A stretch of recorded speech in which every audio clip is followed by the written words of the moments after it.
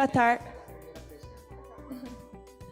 O palestrante de hoje vai ser o Dr. Roberto, médico pela Fundação Universidade Regional de Blumenau e especialista em neurologia pelo Programa de Residência Médica do Hospital Santa Isabel de Blumenau.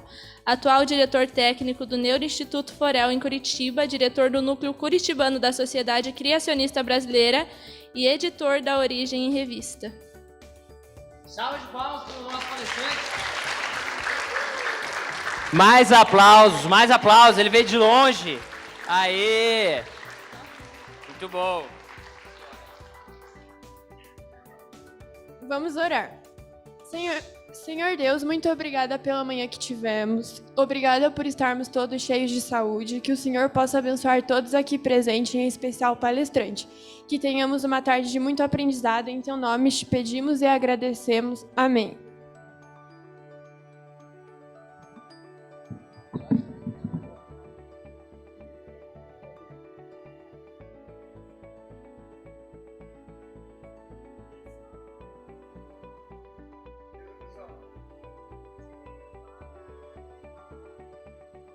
Beleza aí, pessoal? Tranquilo, né? A gente acabou de fazer uma oração aí.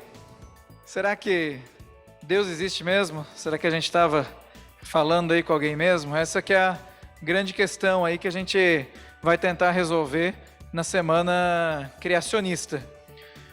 Isso é muito importante que está acontecendo aqui, porque vocês estão aprendendo a pensar. Geralmente o pessoal só chega e fala: Deus existe, Deus não existe, e faz isso para outras coisas também, mas não dá os fundamentos do por que pensa assim, por que pensa daquele jeito.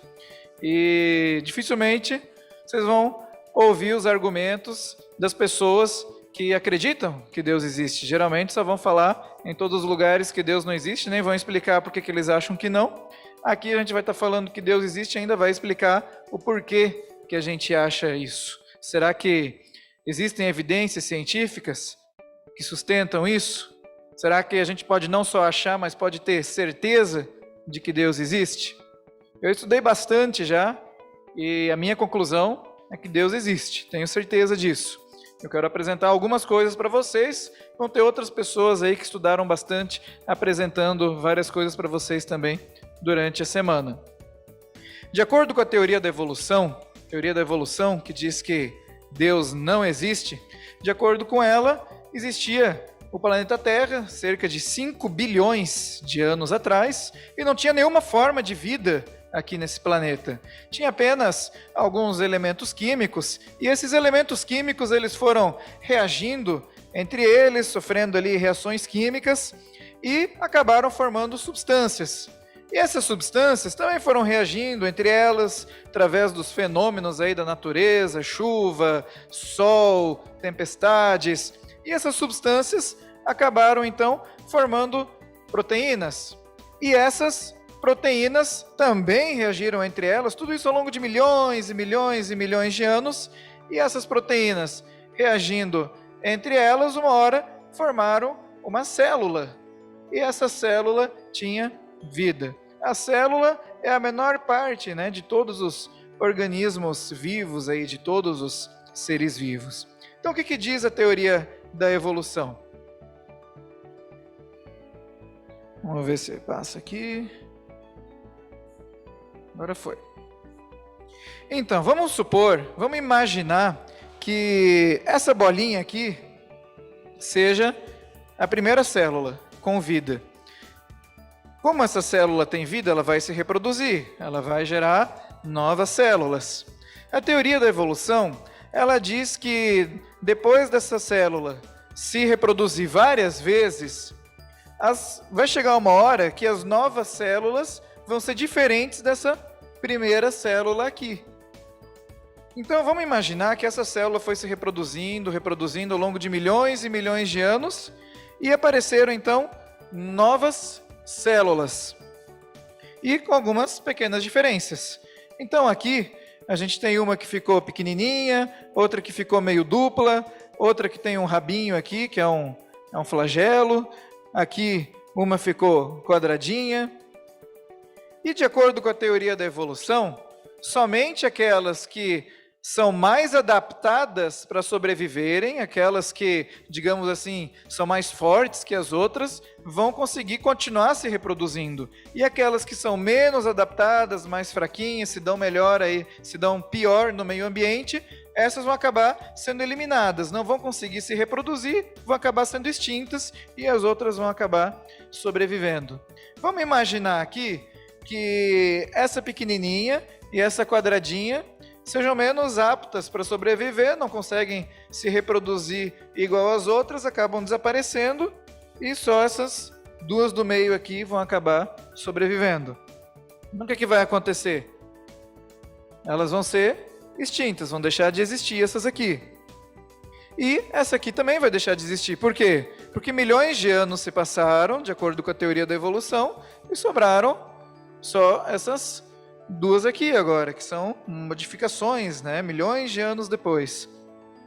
E esse processo vai continuar acontecendo. Essas que existem agora, elas vão continuar se reproduzindo e ficando diferentes. Vamos imaginar que elas continuaram se reproduzindo e deram origem a essas aí. Então agora, essa aqui, que era meio dupla, conseguiu ficar dupla de vez. E a outra continuou assim, mais ou menos dupla e ficou meio quadradinha. E essa aqui que tinha um flagelinho, agora tem vários. E essa aqui tem vários também, mas um meio em cima do outro. Então vamos imaginar no nosso exemplo aqui, que essa aqui seja mais fraca, e essa aqui também, sejam menos adaptadas para sobreviver, e essas duas sejam as melhores. Vai acontecer a mesma coisa. As melhores vão ficar, e as que não conseguem se adaptar direito vão acabar sendo extintas. E as duas que a gente tinha antes também, porque milhões de anos se passaram, elas não são mais assim. Elas agora são assim. E de acordo com a teoria da evolução, essas modificaçõezinhas, elas vão acontecendo ao longo de milhões de anos, a ponto de formar toda a diversidade de seres vivos que a gente tem no planeta Terra. Assim, assim, assim, assim, até chegar aí no ápice, né? Que é o ser humano, né? Então, de acordo com essa teoria, a teoria da evolução nunca disse que o ser humano veio do macaco. O que eles dizem? Que existiu um ser no passado que não é nem macaco, nem ser humano, e que foi se modificando, e hoje em dia temos macacos e seres humanos. Então é mais ou menos isso aqui, ó. Mais ou menos igual aquele exemplo que eu mostrei antes. Os macacos, o ser humano, que teriam vindo de um ancestral comum, de um bicho que não era nem macaco, nem ser humano, parecia um pouco com os dois ali, e foi se modificando, e hoje em dia tem macacos e seres humanos. Que bicho que seria esse? Eles estão procurando nos fósseis, né? E nunca acham. Por quê? Porque provavelmente não foi isso que aconteceu, tá? Faltava explicar como que essas modificações poderiam ocorrer. Aí eles acharam que tinham achado a resposta quando descobriram o DNA. O DNA, a gente tem dentro das células, ele tem mais ou menos esse formato aqui, e ele possui toda a informação sobre as nossas características. Cor do nosso cabelo, funcionamento dos nossos órgãos, como é que vai ser o nosso corpo, está tudo ali escrito no DNA. Então, todas as nossas informações, como a gente vai se parecer, como vai funcionar o nosso corpo, está tudo ali no DNA. Então, o que imaginaram? Se ali o DNA tiver alguma alteração nessa informação que está dentro do DNA, então, né, a gente vai ter também uma mudança do ser vivo, também vai acontecer essa modificação. Eles chamaram, então, essa possível modificação de mutação. E hoje em dia a gente sabe que as mutações realmente acontecem, mas não da forma como eles imaginaram, que nem eu vou mostrar aí mais para frente. Então, hoje em dia, já descobriram que essas mutações acontecem, como elas acontecem, não causam nenhuma diferença para melhor nos seres vivos. A gente vai ver isso mais para frente. Bom, com todas essas descobertas que têm acontecido, né, de como funciona o código genético, como funciona o DNA e outras descobertas também, alguns cientistas já têm visto que a teoria da evolução não é a melhor explicação para a origem da vida. Por exemplo, Michael Denton, que é um microbiologista muito famoso, ele nem é criacionista, mas ele já falou que, em última análise, a teoria darwiniana da evolução não passa do grande mito cosmogênico do século XX. E aí depois também uma geneticista e um sociólogo, eles afirmam que todos os sinais são de que a teoria da evolução enfrenta uma crise e que uma mudança está a caminho. Então a gente não vê falar muito dessas informações aí na televisão, nos lugares, mas existe. Os cientistas, eles aos pouquinhos estão mudando de opinião em relação à teoria da evolução. E aqui vão vir também alguns cientistas aí falar com vocês e que possuem essa visão também de que as coisas estão mudando e que não foi a teoria da evolução que aconteceu e que Deus existe sim. Então quero mostrar aqui alguns argumentos para vocês. Algumas poucas coisas que nos mostram que o que aconteceu foi a criação e não a teoria da evolução. Então vou mostrar para vocês algumas incoerências do evolucionismo e também quero mostrar para vocês algumas coisas dentro do nosso corpo que são tão complexas que não poderiam ter aparecido aos pouquinhos, assim, por pequenas modificações, como diz o evolucionismo. Primeira incoerência da teoria da evolução é que eles utilizam muitas vezes falsos argumentos. É muito comum eles darem falsos argumentos para justificar a teoria. Por exemplo, é muito comum a gente escutar falar que pelos animais terem muitas semelhanças, isso quer dizer que todos evoluíram de um ancestral comum. Eles usam muito essa justificativa. Mas isso não é um argumento, porque eu posso usar a mesma fala, o mesmo argumento, eu posso utilizar para justificar a criação. Eu posso dizer que é tudo muito parecido, todos os seres têm semelhanças, porque foi o mesmo Deus que criou. É como um produto da mesma marca. Por exemplo, iPhone, iPad tem semelhanças porque é da mesma marca, da Apple. Eu olho ali e já sei, tem semelhanças. Então, o mesmo argumento que eles usam da semelhança, eu também posso usar como criacionista. Então, isso não define se evoluiu ou se foi criado. Então, isso aí não significa nada. Um outro argumento que às vezes eles utilizam, mas que não é um argumento, se pergunta assim, então se Deus criou todas as coisas, da onde veio Deus então? A mesma coisa eu posso perguntar, da onde veio a primeira molécula, da onde veio o primeiro elemento que deu origem aos demais? Posso fazer a mesma pergunta? Então, não serve de argumento também. Uma outra incoerência é que a teoria da evolução ela contradiz leis científicas.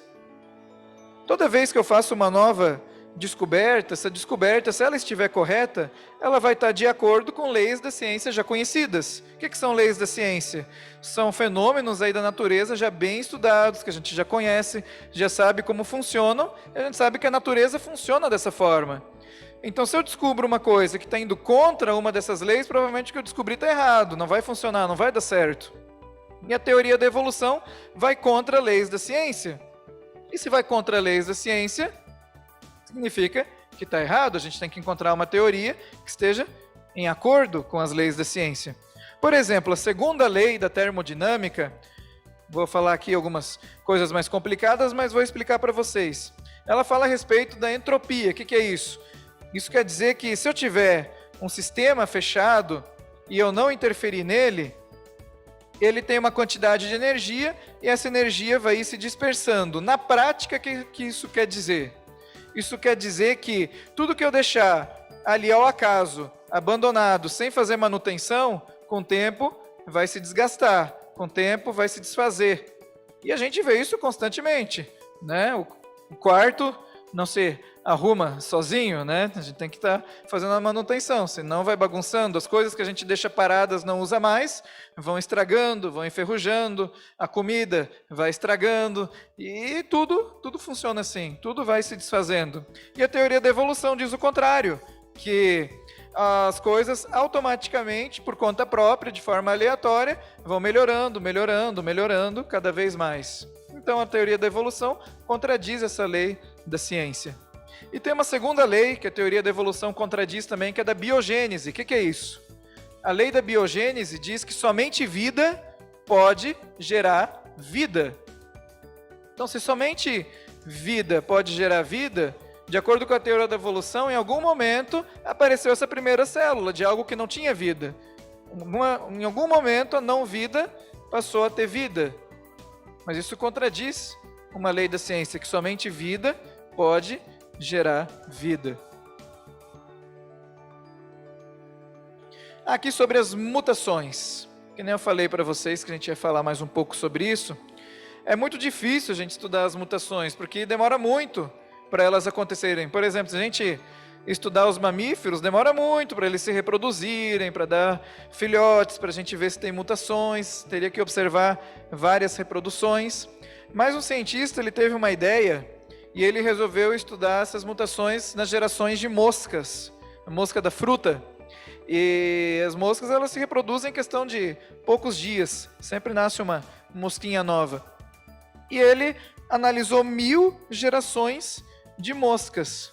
E aí ele conseguiu observar as mutações ali nesse período. E o que ele chegou à conclusão? Ele viu que as mutações, elas eram muito raras, acontecia muito pouco. Ele viu que as mutações afetavam só características secundárias. Por exemplo, afetava, ali o formato da asa, afetava um pouquinho o formato do olho, a cor ali de alguma estrutura da mosca. E ele viu que ou essas mutações não faziam assim nada de significativo, como esses pequenos detalhes no formato, ou elas eram ainda degradantes, elas causavam estrago. Por exemplo, nascia com a perninha torta, nascia com uma asa ali defeituosa, nascia, por exemplo, sem um olho, sem algum órgão, e chegava a causar até a morte, né, da mosca.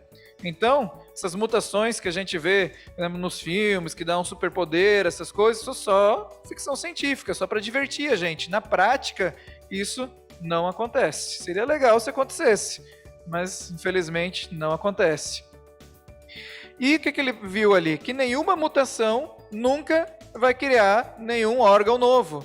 Então, nunca vai aparecer ali um órgão novo, uma função nova que o ser vivo não tinha antes. Isso aí não vai acontecer nunca, que apenas pequenas modificações, tipo de cor, de leve formato, ou alguma coisa degradante, algum defeito.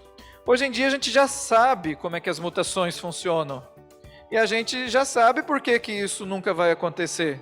As mutações, elas são erros que acontecem naquele nosso código genético, lá naquele DNA que eu mostrei para vocês, que tem todas as informações. Quando acontece uma mutação, é um erro que acontece ali. O DNA, ele sempre é copiado quando a gente tem a formação de novas células. Ele vive sendo copiado para nova célula.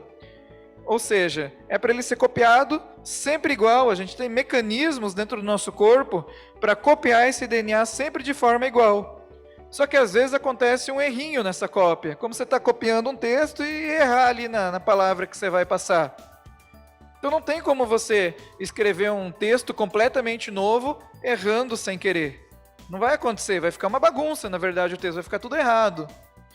E dentro do nosso corpo, a gente tem mecanismos para corrigir quando acontece um erro. Então, além de às vezes acontecer um erro, que já é difícil porque é uma cópia que acontece, mas quando acontece o erro, a gente tem mecanismos que vão lá e corrigem esse erro. Tem alguém, né, tem um sistema ali sempre verificando a cópia do DNA e corrigindo essa cópia.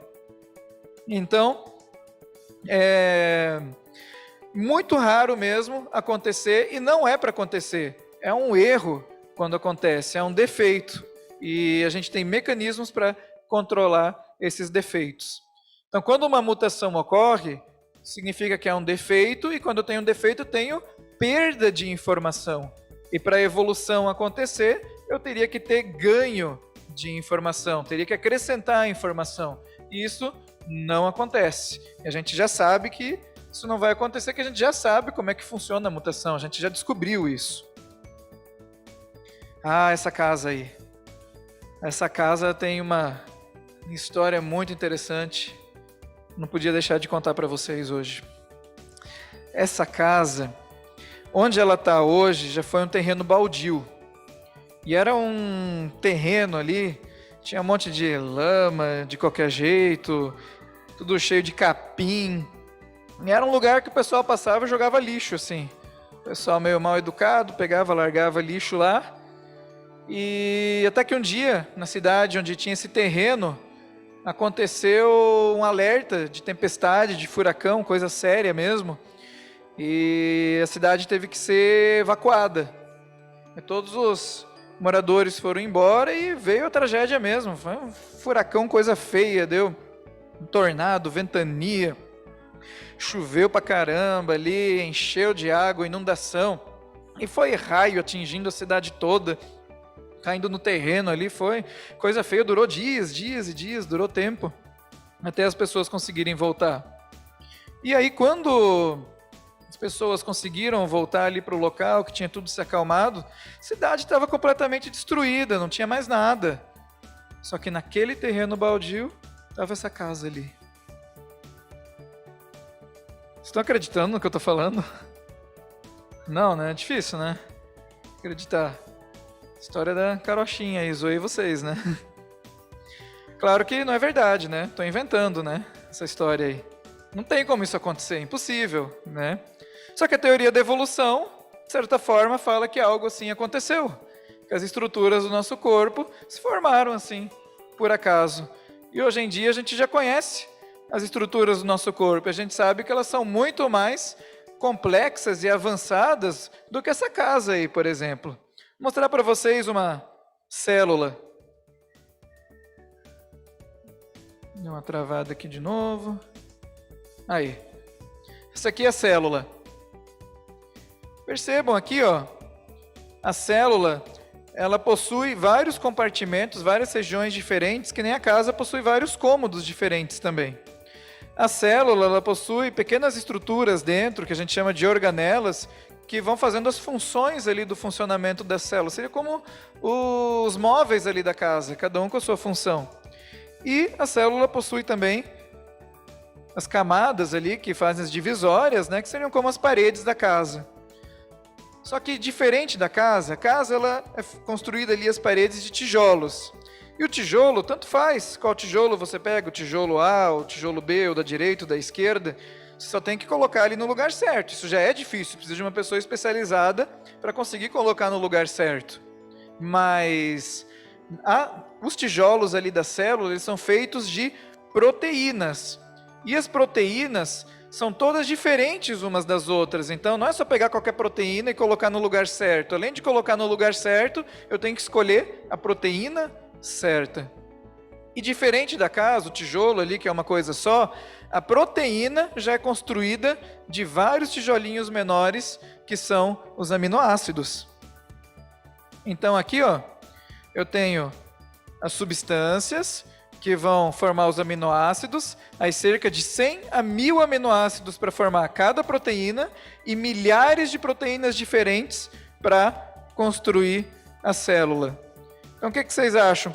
Se eu jogar tudo isso dentro do liquidificador e despejar, quanto tempo vocês acham que eu ia ter que ficar batendo até conseguir despejar desse jeito ali?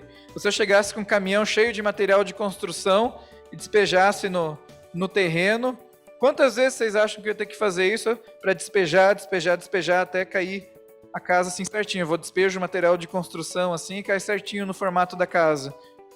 Quantas vezes eu ia ter que jogar aí o material de construção? O que vocês acham? É impossível, né? Claro, não tem como. Jogar ali infinitas vezes não ia cair o material de construção assim certinho. É a mesma coisa com a célula. Quero um voluntário aí, uma voluntária. Quem que vem aí a gente fazer? Não, mas não pode vir então. Você aqui da frente. Não quer não? Então vem você aqui, isso. É bem fácil, bem tranquilo. Quer dizer, em partes. Ó, você vai ficar aqui de frente para eles, olhando para eles, tá? Não pode olhar para trás. Eu vou colocar um slide ali para eles, tá? Que ele vai ter 1000 risquinhos, tá? Então são todos risquinhos assim brancos. e um desse risquinho vai ser vermelho, tá bom? Então, de 1000 risquinhos ali, só vai ter um risquinho vermelho, tá? Aí eu vou querer que você adivinhe qual que é o risquinho vermelho, sem olhar para os slides, tá bom? Aí você vai falar um número de 1 a 1000 e a gente vai ver daí se você acertou ou errou. Dá para acertar, né? Tem uma chance em 1000, né? Se eu der 1000 vezes essa palestra, provavelmente uma pessoa, em alguma dessas vezes, vai acertar, numa chance de 1 em 1000. Vamos ver se você vai ser a primeira. Até hoje ninguém acertou, mas dá para acertar. Daí o slide. Pode falar o número aí. 330? Vamos ver ali então, se é o 330. Pode olhar para trás. Ó, cada coluna aqui tem 100 palitinhos, né? Então aqui está o primeiro, até o 100, aí 200, terminaria na fileira aqui do 300, mas está aqui, né? Então errou. Mas foi bom, valeu a participação. É difícil mesmo, tá? Um dia alguém acerta. Tem 1000 aí, quem quiser contar, fica à vontade, tá? Tá ali pelos 700 e pouco ali. Um dia eu vou ter que mudar, que um dia eu vou dar essa palestra de novo, vocês vão estar assistindo, já vão saber, aí vão acertar fácil, tem que deixar mais difícil. Bom, daria para acertar, que nem eu falei, uma chance em 1000, é difícil, mas teria como. Ó, quando eu tenho esse número aqui, que é 1 em 10 elevado a 3 na matemática, isso significa que eu vou ter 3 zeros depois do 1. Então a chance de acertar ali os palitinhos é de 1 em 1000, porque eu tenho, né, uma chance para acertar no meio de 1000 risquinhos, 1000 palitinhos. Isso é a mesma coisa que 1 em 10 elevado a 3. Tá? Se eu mudar só um pouquinho aqui do 3 para o 9, uma chance de 1 em 10 elevado a nona, isso significa que eu tenho uma chance em 1 bilhão, ou seja, uma chance em 1 seguido aqui de 9 zeros. Se eu fosse colocar isso em risquinhos, significa que eu teria que colocar aqui 1 milhão de slides com 1000 riscos em cada um. Aí eu ia chamar a pessoa aqui e falar, ó, eu tenho 1 milhão de slides, que nem aquele, com 1000 riscos, e só um risquinho vermelho nesses 1 milhão de slides. Acerta aí, qual que é? Já ficou bem mais difícil, né? Mas na matemática isso ainda seria possível, tá? Para matemática, o que é impossível? Para matemática é impossível uma coisa com uma chance pior do que essa aqui, ó. 1 em 10 na 50. Veja como já ficou difícil só de 3 para 9. Pensa de 9 para 50, seria uma chance nesse número aqui. É bem mais difícil, mas para a matemática, até ali ainda daria para acontecer. Seria, sim, quase impossível, mas não impossível, ainda daria. Agora, mais que isso aqui, daí lascou-se, daí não tem mais como. Então aqui, ó, essa aqui é a probabilidade de uma célula se formar ao acaso. Isso já foi calculado e a chance de uma célula se formar ao acaso seria de 1 em 10 elevado a 5 bilhões. Só para eu escrever o número, que seria isso aqui, eu precisaria de 5 milhões de slides com zeros atrás do 1, só para escrever o número para vocês. Pensa para colocar em risquinhos.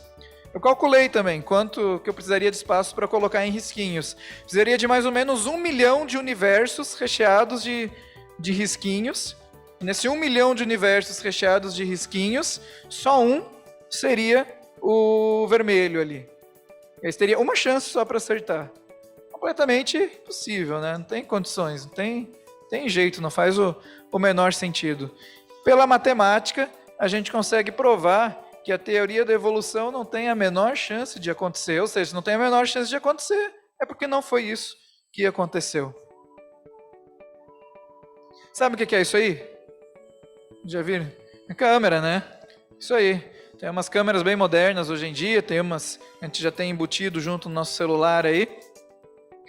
Mas quando eu pesquisei como é que foi formado aí a câmera, como é que foi construída, eu descobri que não foi uma pessoa só que inventou, foram várias pessoas inteligentes, cada uma desenvolveu uma parte aí da câmera e foi um processo que levou mais de 300 anos para ficar pronta. E nem eram essas modernas que a gente tem hoje em dia. Só que dentro do nosso corpo, a gente tem estruturas que são muito mais avançadas do que uma câmera que precisou de muitas pessoas inteligentes para fabricar ao longo de muitos anos. A gente tem, por exemplo, o olho, que é bem mais avançado que uma câmera. Eu vou mostrar isso para vocês. Por exemplo, no olho, a gente tem aqui essa estrutura aqui, que é a córnea. É como se fosse a lente ali, o vidro, né? E a gente tem mais para dentro aqui, essa bolinha aqui, que a gente chama de cristalino, é como se fosse o foco ali da câmera. Ela regula, né, a precisão ali da imagem que a gente está vendo. A gente tem essa parte aqui na frente do cristalino, é um músculo, que tem um buraco no meio, por onde a luz passa, chama íris, que é esse colorido que a gente tem no olho, que é como se fosse o zoom, que regula a quantidade de luz que vai entrar, a distância que a gente vai enxergar. E, só voltar aqui, tem o botão errado. A gente tem aqui atrás a retina. A retina faz a interpretação daquilo que a gente está vendo, de forma que a gente consegue ver as coisas na hora que a gente está enxergando elas, como se fosse a máquina digital. Antigamente, antes de ter a máquina digital, ia um filme lá dentro, aí ficava ali a imagem num filme, aí tinha que levar esse filme num lugar para revelar o filme, a gente tinha as fotos às vezes 1 semana, 2 semanas depois de ter batido elas. O nosso olho já era digital antes mesmo de ser inventada a máquina digital. E o olho enxerga tudo em 3D. Não é toda máquina que faz as coisas em 3D. Quando eles fazem um filme em 3D, eles usam técnicas especiais aí de filmagem. E mais uma coisa ainda, que eu acho que não inventaram ainda. O olho, ele tem um sistema autolimpante já da lente, né? Diferente da máquina, né? Da câmera, se sujar, tem que ir lá e limpar a lente. Nossa, já é automático, já fica limpando e não interfere, né, na nossa visão. Então é muito mais avançado. E a teoria da evolução quer dizer que isso apareceu do nada, sozinho, ao acaso. Sendo que a própria câmera, que é menos avançada do que o nosso olho, tiveram vários cientistas ali super inteligentes para conseguir construir. Olha o que Darwin falou sobre a teoria da evolução. Se houvesse possibilidade de se demonstrar a existência de qualquer órgão complexo que não fosse formado por modificações numerosas, sucessivas e leves, minha teoria seria absolutamente insustentável. Então ele falou o seguinte: se descobrir alguma coisa que não poderia se formar através de pequenas modificações, minha teoria ia estar errada. Porque antes não se conhecia como é que funcionava o corpo humano, o corpo dos seres vivos, e hoje em dia a gente já sabe como funciona, e muitas dessas partes que não poderiam se formar por pedacinhos, né, a gente já conhece. Ou seja, ele mesmo assumiu que se descobrisse estaria errado, e hoje em dia a gente já descobriu.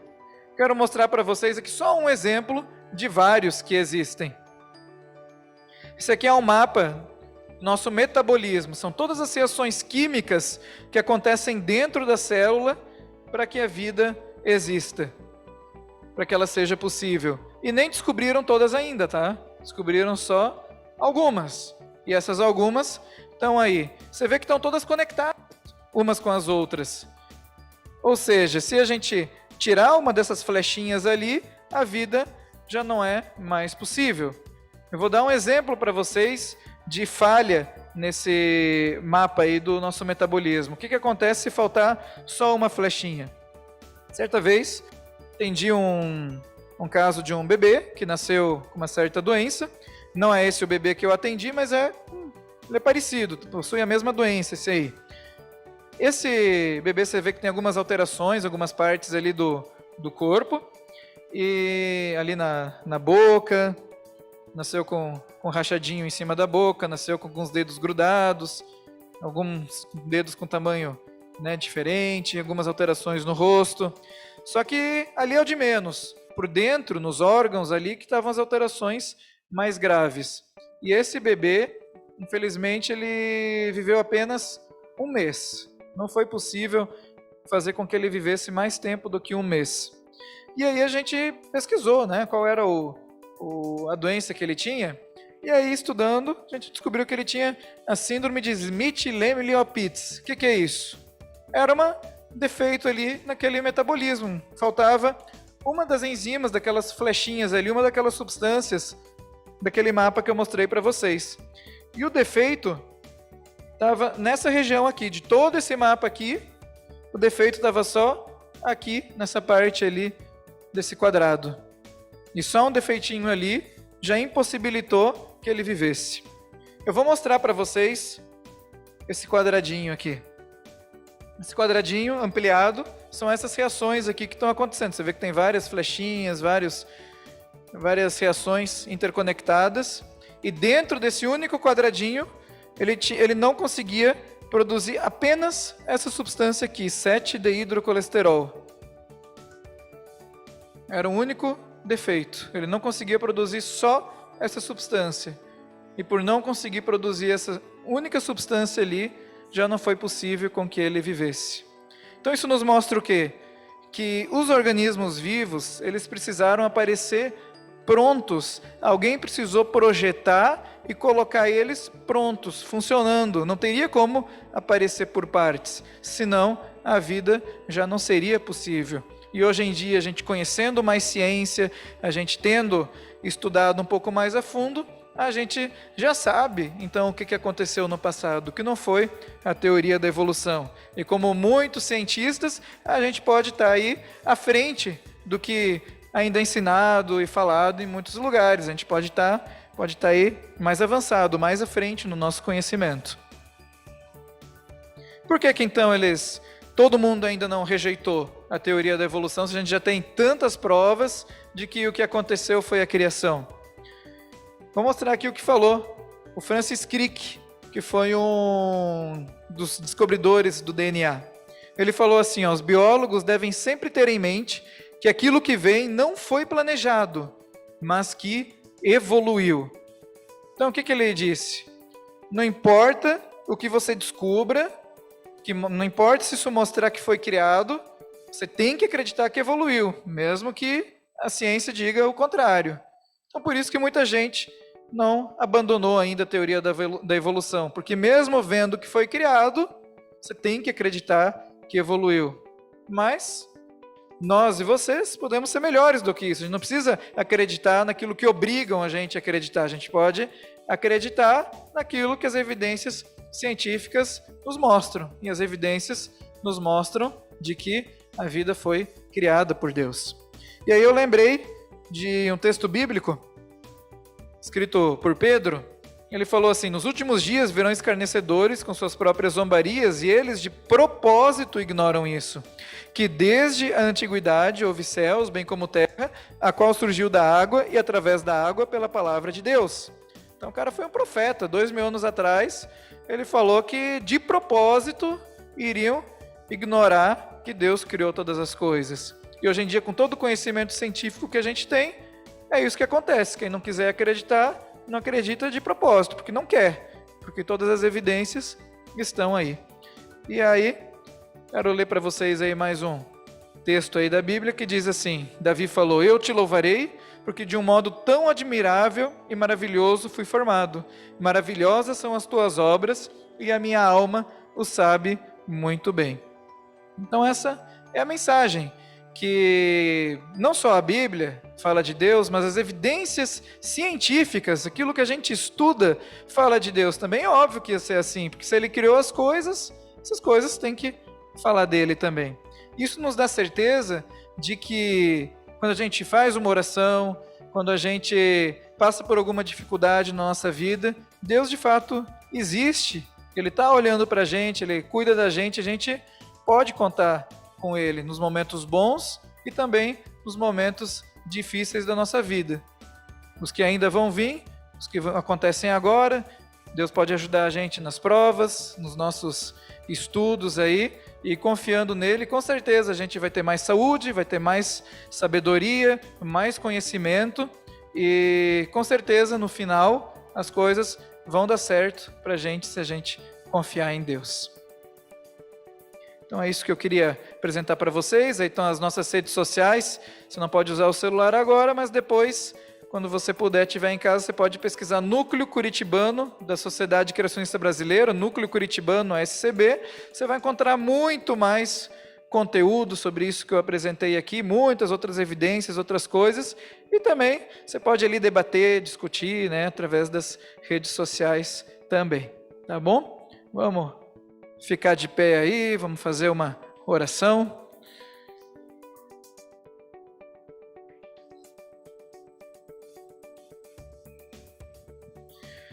Querido Deus, nós somos muito felizes e gratos por teres nos dado o dom da vida.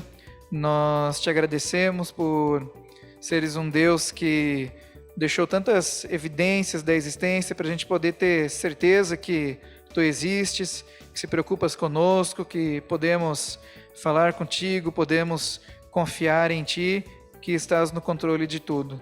Te pedimos para que nunca esqueçamos disso, para que ao longo da nossa vida possamos sempre nos lembrar de contar contigo também, nos momentos bons e nos momentos difíceis. Abençoa todos nós, nossas tarefas, nossos estudos, nas nossas provas, que possamos fazer o melhor da nossa parte e contar também com a tua ajuda. Em nome de Jesus, amém.